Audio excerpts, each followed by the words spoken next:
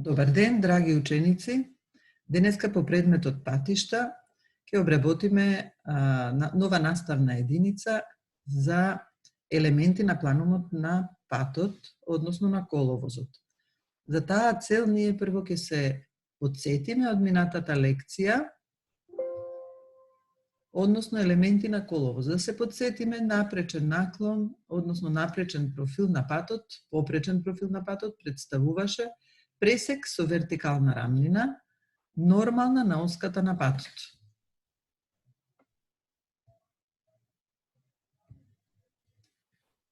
Кај попречниот профил на патот разликуваме долен строј и горен строј. Долниот строј на патот го сочинува трупот на патот, кој во зависност од односот на котата на терен и котата на нивелета може да се јави во следните форми: насип, ископ и засек. Насипот се јавува кога котата на терен ќе биде пониска од котата на нивелета, ископот се јавува кога котата на терен е повисока од котата на нивелета и засек кога имаме делумно ископ и насип. Планум се нарекува завршната површина врз која се поставува горниот строј, односно тоа е коловозната конструкција. Елементите на планумот на патот се коловоз, кои го сочинуваат сообраќајни ленти за тековен сообраќај и сообраќај во умирување, разделни ленти, банкини, риголи, берми, пешачки, велосипедски патеки, напречни наклони и друго.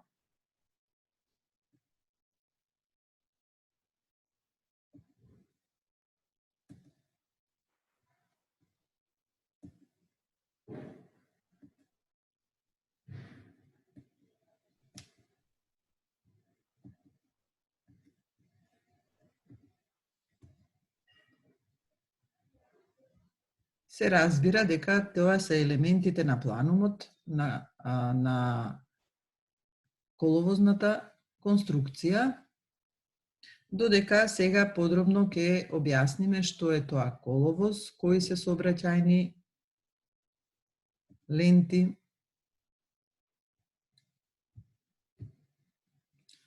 односно објаснуваме видови сообраќајни ленти, опишуваме рабни ленти, ленти за принудно сопирање на возилата, додатни ленти, разделни ленти, банкини, риголи, берми, пешачки, велосипедски патеки и слично.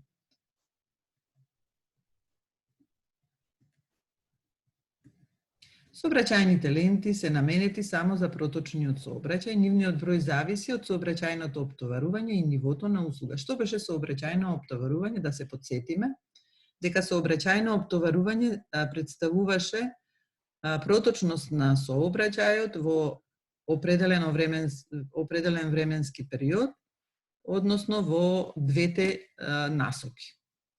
И ширината зависи од сметковната брзина VR. Сега ќе погледнеме една табела, која што според техничките прописи ја дава ширината на овие ленти, која што зависи од сметковната брзина, односно гледаме дека кога сметковната брзина е поголема од 100, ширината на сообраќајната лента изнесува 3,75 метри. Додека кога брзината е помала или еднаква од 40 км на час, ширината на сообраќајната лента изнесува 2,75 метри.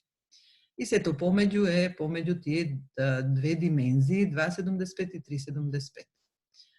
Додека дадена е и ширината на рабната лента, со неа ќе се запознаеме со малку подоцна. Рабните ленти се наоѓаат помеѓу коловозот и банкината, односно меѓу коловозот и лентите за велосипеди и пешаците. Доколку имаме велосипедска патека или пешачка патека. Таа представува крута конструкција или продолжување или проширување на коловозната конструкција и на неа се обележува рабната разделна лента. Рабната лента го заштитува коловозот од оштетување и означува како еден раб, односно десен раб на сообраќајната лента. Самата ширина на рабната лента зависи од ширината на сообраќајната лента. Лентите за принудно сопирање на возилата, сообраќајните ленти на патот од прва класа и на автопатиштата се предвидуваат ленти за принудно сопирање на возилата, односно поради дефект на возилата, замор на возачот и слично. Нивната нормална ширина е 2,5 метри, односно во исклучителни случаи може да се дозволи 1,5 метри. Додатните ленти може да бидат наменети за исклучување и приклучување, како и за движење на бавните возила на поголеми наклони. Лентите за приклучување и исклучување се јавуваат како додатен елемент на основните сообраќајни ленти, односно основниот коловоз, со цел да може да се приклучиме или да се исклучиме од денивелираните крстосници. Тоа значи крстосници каде што патот е во две нивоа, односно во различни коти на нивелета. Тие служат и за престројување на оние возила кои на раскрстосницата свртуваат. На оваа слика се прикажани ленти за приклучување и исклучување. Од десната страна со број 17 и 18 се прикажани лентите за исклучување, додека од левата страна со број 15 и 16 лентите за приклучување. Ленти за бавни возила на поголеми наклони се јавуваат ленти за бавни возила, бидејќи тешките товарни возила ја намалуваат брзината со зголемување на наклонот и се јавува успорување на сообраќајот. Тие се градат на определени делници со голем наложен наклон, за да се одржи планираното ниво на услугата на автопатот, не само на автопатиштата, туку и на патиштата од прва и втора класа, или оние патишта кои што се со проектна брзина поголеми од 60 км на час. Најмалата ширина на додатната лента изнесува 3,5 метри. Додатните ленти се прикажани на овој цртеж и се гледа дека на определената делница каде што нагибот е поголем од претходниот нагиб или изнесува конкретно во овој случај 6%, е предвидена лента за бавни возила.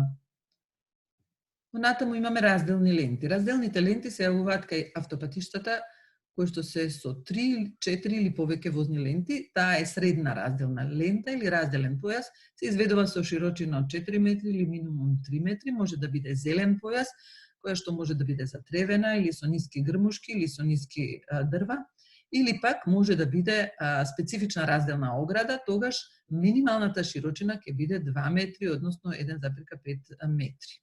На определени места и на растојание од 2 до 3 км се врши прекинување на разделната лента со цел кога имаме сообраќајна незгода или поправки на патот да се пренасочи и сообраќајот од една насока во друга. Овде на оваа слика е прикажана разделна лента со разделна ограда. Банкината е земјена или стабилизирана лента која што се наоѓа меѓу работ на коловозот и косината на насипот. Значи, исклучиво се јавува во насип.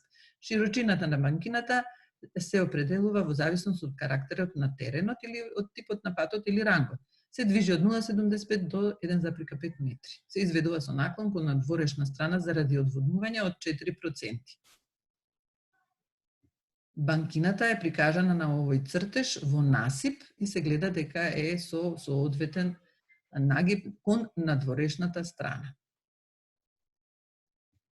Риголата се јавува како елемент на планомот на патот во ископ и засек. Служи за собирање на површинската вода и се води до канализационите сливници или реципиенти. Кај автопатот таков елемент се јавува во разделната лента. Широчината изнесува од 0,5 до 0,75 метри. Додека бермата е дел од планомот која што се јавува помеѓу риголата и косината на засекот, односно се јавува кај планомот во ископ и планомот во засек. Значи, исклучиво планомот во ископ и во засек. Нејзината широчина не треба да биде помала од 0,5 метри. На овој цртеж се прикажани риголата и бермата како елементи од планомот на патот во ископ и засек. Пешачките патеки се применуваат во населени места и таа треба да се одвои од коловозот со разделна лента, рабник подигнат и да се води независно од проточниот коловоз. Широчината на патеката за еден пешак изнесува 0,75 метри, додека за двајца изнесува 1,5 метри, а височината на слободниот профил на пешачката патека изнесува 2,5 метри. Велосипедската патека во профилниот пресек на патот се одвојува од коловозот висински или со разделна лента. Се гради на патиштата со мешови сообраќај и ако се покаже потреба за градење на истата со сообраќајно истражување, а во последно време и се повеќе се градат велосипедски патеки. Широчината на оваа лента за еден ред велосипеди е 1 метар, а сообраќајната висина е 2,5 метри. Кај патишта наменети само за моторен сообраќај, велосипедските патеки се забранети. И на крајот имаме прашања за повторување, кои што се содржат прашањата и одговорите во самиот материјал. Се заблагодарувам на вашата љубезност и благодарам и довидување. Пријатна работа.